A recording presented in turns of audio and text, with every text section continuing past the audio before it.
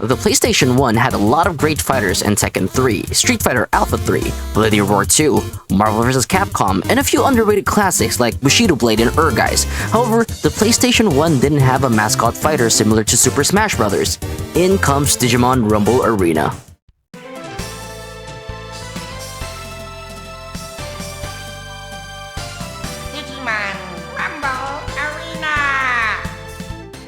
Digimon Rumble Arena released on the PlayStation 1 in the US during the tail end of the PS1's lifespan in 2002. The Digimon franchise, after having 3 different Digimon World games with a digital pet RPG, a roguelike dungeon crawler, and a JRPG-like adventure, and they even had a card game spin-off. Digimon wanted to dip their toes into the fighting game market with this entry. However, Digimon Rumble Arena arrived a little late to the party, causing the game to have some minimal press and attention. Digimon Rumble Arena is a fun platform fighter similar to Super Smash Bros. For a lot of younger players during that time like myself, it was our first experience having to fight as Digimon in real time, compared to the turn-based combat of Digimon World 2 and 3. The roster of Digimon Rumble Arena mainly consisted of Digimon Entertainers from Digimon Adventure, Adventure 02, and Digimon Tamers, which was airing on networks like Fox Kids and Cartoon Network, where you can choose to play as Agumon, Gabumon, Patamon, Gatomon, Vmon, Wormmon, Terriermon, Gilmon, and a lot of people's focus of fan art back in the day, Renamon. Don't look up Renamon fan art. Digimon Rumble Arena has 2 main modes, a one-player story/arcade mode and a versus mode where you can play together with your friend, your brother, your sister, or anyone who is ready to square up. The gameplay loop is very simple. Choose your favorite Digimon and fight. Calumon in the character select screen says it best. Which Digimon are you gonna play with, huh? Which one? Go ahead, pick your favorite Digimon. Let's focus on the combat first. The combat in Digimon Rumble Arena is quite simple. Deplete the enemy's HP bar and win. Similar to Smash Bros, you have a dedicated jump button and the X button, a basic attack button with the square button, and 2 special attacks in your triangle and your circle button. Depending on the Digimon, you have attacks that shoot at range, be an anti-air move, moves that hit multiple times, or even grapple of some sorts. Each Digimon has a form of projectile in their kit, however, each would vary in speed. Gabumon and Agumon can fire fast-moving projectiles, while Patamon's Boom Bubble takes its sweet time to hit the enemy. Combat would also revolve around the ability to digivolve. You have a separate meter above your HP bar that accumulates a charge whenever you deal or get dealt damage. Once full, you can press the R1 button and then digivolve into your Mega Form.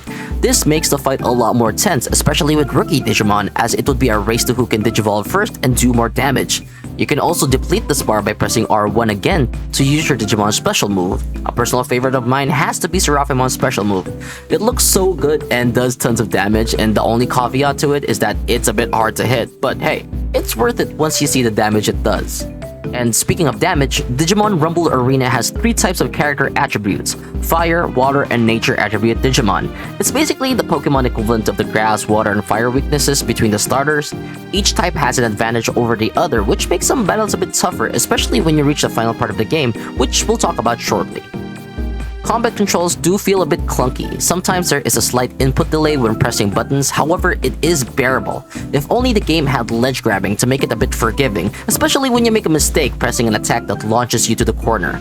The game definitely needed to have air recovery moves as well, like the upward special just in case you want to make a sick comeback in Smash Bros. Let's talk about the first main mode of Digimon Rumble Arena. The one-player mode basically puts you through stages against the Digimon from the cast. You'll have to fight through all of them until you reach the end of the game and fight Reapermon. For some reason, Reapermon does not have any lore or any story attached to it, which would have helped why Reapermon was the big bad of the story. Since this game came out during the Tamers era, I think this was a slight foreshadowing of the D-Reaper in a different form. All of the fights prior to Reapermon can be easily breezed through. However, the game ups the ante and makes the Reapermon fight a bit difficult with how his special attacks work.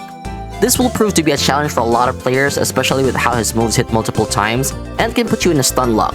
After defeating Reapermon, the game hits the credits. No story, no afterwards, no explanation, nada. The game rewards you though with unlockable characters in the roster, which makes the game have some replay value on the one-player mode. After beating the game the first time, you unlock Reapermon, and boy, Reapermon does not suffer from the Akuma syndrome at all. Reapermon hits hard like his boss fight, with the only downside being that his attacks can launch him through the edge of the map, and you'd have to take environmental damage either from falling into a hole, going into a pit of lava, or just freezing in the cold waters of the Arctic. After playing the game for a while, you begin to slowly unlock the entire roster for Digimon Rumble Arena. There will be conditions to unlocking Digimon, but basically the main gist is to unlock each Digimon's Mega Stage, with the exception of Wormmon, who just digivolves into Stingmon. You'd have to complete the game and beat Reapermon with each rookie Digimon. To be honest, I was a bit sad that we don't get AndroidPAW for obvious reasons, or get Imperial Dramon Dragon Mode, but hey, the game was fun for its time period. There will be secret Digimon you can unlock as well, like Black War Greymon, where you have to beat the game without losing to anyone at all, Omnimon by completing the game with Agumon and Gabumon, and Imperial Dramon Paladin mode by winning with Vmon and Wormmon. The novelty can wear off though, especially with some Digimon being harder to use and wins against Reapermon. However, there are strategies you can try in order to complete the game. In my playthrough with Gabumon, I had to cheese the fight by doing a hit and run strat, by using projectiles and digivolving into Metal Garurumon. I mean, you gotta beat the game somehow. Let's talk about the stages in Digimon Rumble Arena. In my opinion, the stages can be quite simple, with the only exception of the box stage that rotates from time to time. That stage can mess with your attack timings and can cause your special moves to whiff when the box turns. Each stage has a gimmick where you have environmental hazards. Remember when I mentioned that Digimon have attributes? You wouldn't want your fire attribute Digimon to fall in the cold waters and take a lot of damage. Same goes for your nature attribute Digimon in the lava pits. This makes fighting in stages a little strategic in the 2-player mode. However, in the story mode, you'll just have to deal with the stages that are being given, with the exception of Reapermon's stage, as he always fights in his own stage. Speaking of stages, the game has 3 minigame stages, each one with their own gimmick. The first one, to be honest, is a fun minigame where you have to mash the attack button so you can digivolve. You don't have to be Ludwig levels of being a button masher to win it, especially against the AI, but it is a fun challenge nonetheless. The next 2 are kind of alright. They're not as exciting as button mashing, but the basketball one can be quite fun, especially if you and your friend are close in scores and whoever wins gets to brag about it. The shoot the ball at the floating objects minigame was not as exciting as the other games. Just hold down a button, wait for it to be enough strength, and gain points. Nothing special. To be honest, I think the reason why the devs included the minigames is because other great fighting games of the time, like Street Fighter, had the Break This Car minigame, or the Test Your Might minigames from Mortal Kombat. Smash had their own set of minigames, however, you got to test your character's movesets in them, instead of just pressing down a single button to win the game. Digimon Rumble Arena is also known for some of its awesome soundtracks. I was wondering where did I ever hear the Karn EX intro song, and then it hit me. It was the theme to the Reapermon fight. Ready? Rumble. Out in the Country is another track that I love so much from this game. It gives off the right balance that I'd say it would be used as a combat theme in an episode of Digimon.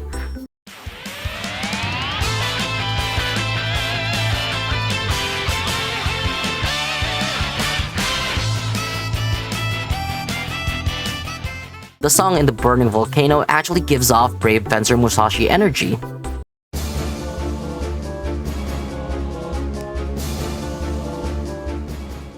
The only thing about Digimon Rumble Arena are the times where it is awkwardly silent, especially after winning a round and the Digimon pose and say a catchphrase, which kind of breaks the momentum.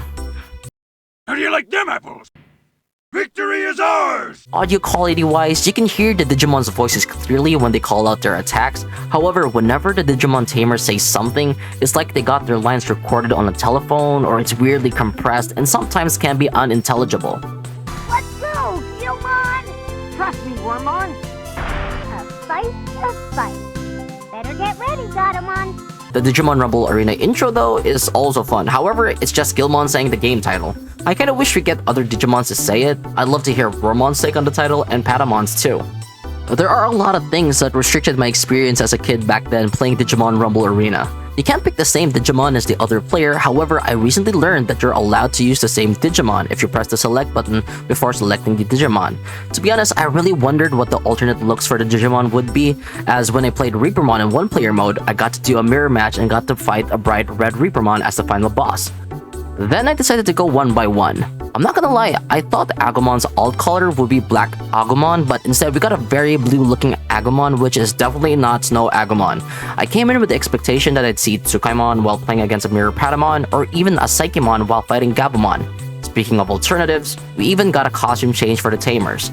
Kari, Matt, TK, and Tai can revert to their Digimon Adventure of Kid forms, which is really cool. You can do this when you press down the R button, and then select the Digimon, and just keep holding it down until the stage selects. This also works for Ken, but only for the Wormmon or Stingmon choice, so you don't see Digimon Emperor Ken together with Davis if you do an Imperial Dramon Paladin mode fight. I wish they had a wider cast of characters to use, like Yole or Cody, but who would want to play Shukakumon though? I totally wanted to have the chance to play as Tentomon when I first heard of Digimon Rumble Arena. However, I can understand that they needed to showcase the main kids of the show first, especially the ones from Tamers, as that was the season airing when this game came out. Lastly, the opening intro to Digimon Rumble Arena had me in stitches. As a kid, I didn't notice anything weird about it, but after making a review of the game, man, seeing the Digimon in full 3D while the Tamers are in their 2D / taken straight out of the anime art is absolutely wild. It's like those old anime shows with the weird CGI during fight scenes, but go back to 2D after the action. Digimon Rumble Arena is a fun fighting game despite its flaws. The game has a solid foundation that definitely would work if they get improved on and would be an awesome remaster in this day and age. The Digimon franchise may not have found its signature game yet, however, Digimon Rumble Arena will always have my heart, and if you're a fan of this game, there's a fan project right now called Digimon Rumble Arena Remake by OmniDude90, and the project has been going on for 3 to 4 years. And I gotta tell you, this is probably what we Digimon Rumble Arena fans have been waiting for. Give the game a shot and let me know what you think of OmniDude90's hard work and awesome remake. The link will be in the description below. And thank you so much for watching. If you made it this far, I totally appreciate you. If you enjoy watching more fighting game content together with Digimon, Pokemon, and all other gaming videos, feel free to leave a like and subscribe. I'm planning to hit 500 subs soon, and I totally appreciate everyone who stuck around as well. And yeah, this has been your boy AndroidPAW, and I'll see you in the next one. Peace out.